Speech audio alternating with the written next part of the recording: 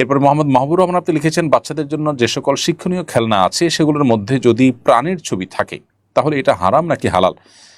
যদি এটা শুধু বাচ্চাদের খেলনা হিসেবে ব্যবহৃত হয়, যেমন পাজলের মধ্যে প্রাণীর ছবি, দেখুন প্রাণীর যদি অবয়ব থাকে বা ডামি থাকে, যেটা সুস্পষ্ট ছবি নয় বা অঙ্গ প্রত্যঙ্গগুলো বোঝা যাচ্ছে না, জাস্ট ডামি বোঝা যায়, ছাপ বোঝা যায়, তাহলে এই খেলনা ব্যবহার করতে কোনো অসুবিধা নেই।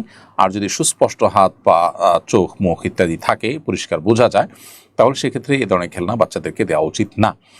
যদি এ সম্পর্কে অনেক ফকিগণ, অনেক ওলামা ইকরাম ভিন্নমত পোষণ করেন, তারা বলেন যে এটা জায়েজ আছে এবং এ সম্পর্কে দুইটা হাদিস তারা পেশ করে থাকেন। কিন্তু এক্ষেত্রে নিরাপদ মত হলো যেন বাচ্চাদেরকে আমরা সুস্পষ্টভাবে কোনো ছবি, প্রাণীর অবয়ব বোঝা যায় এরকম কোনো খেলনা তাদেরকে যেন না দিই, এটাই হলো অধিকতর নিরাপদ। কারণ হাদিসে আমভাবে সাধারণভাবেই এ ধরনের প্রাণীর ছবি এবং মূর্তি, ভাস্কর্য ইত্যাদি আমাদেরকে ধারণ করতে বা ঘরবাড়িতে রাখতে নিষেধ করেছেন।